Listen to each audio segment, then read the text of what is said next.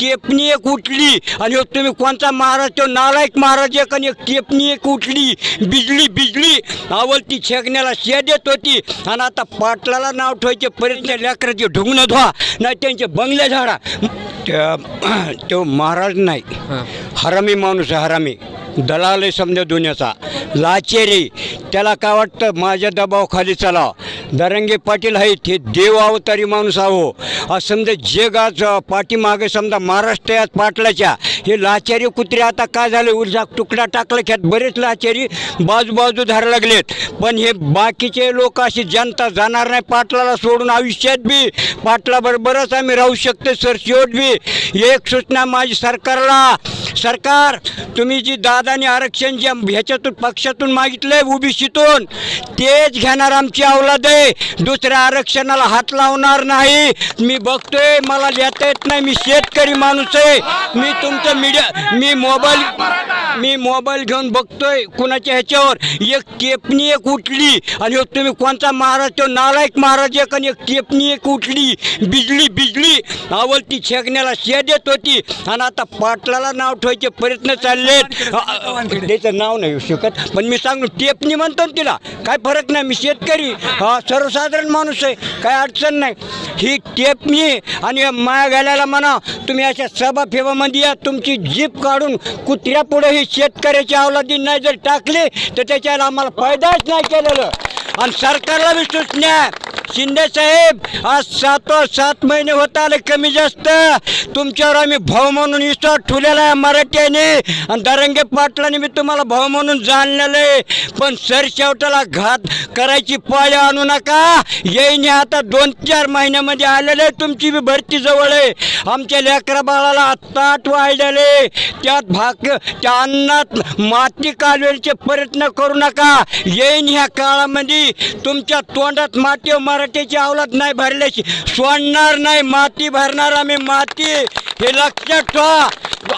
Sir आज आमचे 145 का काय मंत्री आमदारच झाले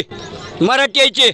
बाजूने पळत येत अरे तुम्ही खरे खानदानी जर मराठी असलात तर तुम्ही बोलाय पाहिजे आज माणूस 16 दिवस झाले आज बिगर आणा पाण्याचा आहे आज मी इथं जर खेड्यावरून आलेला माणूस आहे त्यांना आता व जेवून खाऊन हे काय होईन पुढचा लढा हे आम्ही त्यांच्या नम्र विनंती करून दरंगे पाटलाच्या पाय पडून त्यांना थोडं जेवण घालणार अन्न पाणी घालणार आम्ही त्यांच्या संग समोर पुढं गोळ्या खायला उभे राहणार आहेत तुम्ही छगन भुजबळ साहेब तुझं तर वाटूळच करणार आहेत आम्ही सोडणार नाहीत जगण्या तू काय म्हणतो पाटलाला तू म्हणतो शेपीवर पाय देऊ नको कुठं दरंगे पाटील दगडाला शेंदूर लावतो अरे तू मंत्री राहिलेला तो समजायला सांभाळून घ्यावा तुला साहेब नाही म्हणत मी तुला छगण्या म्हणतोय छगण्या तुला कुत्र म्हणू का गाडो म्हणू शिंदे साहेब तुम्हाला माझी नम्रतेची विनंती शेतकऱ्याची मी एक 65 वर्षाचा माणूस आहे सरशेवटा सूचना ह्याच्यावर आरक्षण ह्याच्यातूनच आम्हाला आरक्षण पाहिजे ओबीसीमधून तुम्ही 10% जर गुलाल उधळलाय तुम्ही नुसत्या तुमच्यात तुम्ही उधळलाय कुठं जावा खेड्यापाड्याने असा उधळलेला नाही आणि आमच्या खेड्यापाड्याचा मराठी एक बी उधळणार नाही ज्या टायमाला त्यातून आमचं 16% सुटते तुम्ही एका चोराने हे आरक्षण 16% होतं मला कापलं पण तेव्हा आता बाजूलाच आला एकच जात आहे त्याला ऐकून घ्या त्याने दिलेलं आहे गोपीनाथ मुंडे संघ फिरलो मी जयदत्त संघ फिरलो मी चांगल्या संघ फिरतोय पण मी कसं आहे मी अडाणी माणूस आहे समजायला माहिती आहे सुरेश नवले साहेबाला विचारा ते मंत्री मी कसं आहे जी बोलन तीच तोलन आहे ज्याच्या संघ आहे त्याच्या कडीला लावून मारण्यात येत नाही आज दरंगे पाटला संघ मी बी बाजूही पण मी पाटला संघाने फुटू काढायला नाही नुसता बाजूने गाडी घेऊन येतोय आणि बाजूने उभा राहून मी आपला बाजूने जातोय बरेच ह्यातले मीडियावाले माझे ते झिपरीवाले पोरेच पोवडा म्हणणारे ते मला 2दा झालं दिसनात आता इथं जरा ऐका ना त्यांना विचार माणूस ऐका नाही पण मला त्याचं भूषण नाही मी फक्त आता माझ्या संसारात आतापर्यंत आयुष्य घातले आता गोरगरीब जनते करता माझ्या नातुंडा पतुंडा करता मला आता झटायचं हवं आणि मी इथून पुढे त्यांच्या करताय या जनते करताय आणि शिंदे साहेब तुम्हाला सरशेवटाची विनंती मी मोठा भाऊ तू बारका भाऊ आहेस आता तुला अरकार बोलतो काही फरक नाही मला भेट नाही तुम्ही आता ह्याच्यावर निर्णय घ्या बाकी तुमच्यात तुम्ही नका मी पिंपळनेर सर्कलचा माणूस आहे पिंपळनेर सर्कल म्हणजे माझ्या कार्यकर्त्याला घाटसावळीच्या ह्याच्यावर सांगितलं रोडवर रस्ता रोको.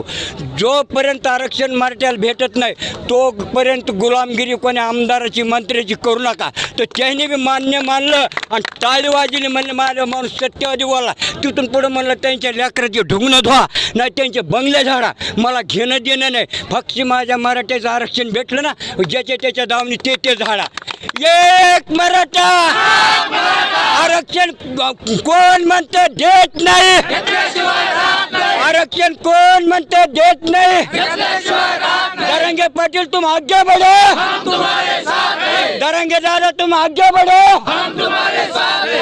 आरक्षण आरक्षण आमच्या हक्काचं. सरकारचं करायचं काय?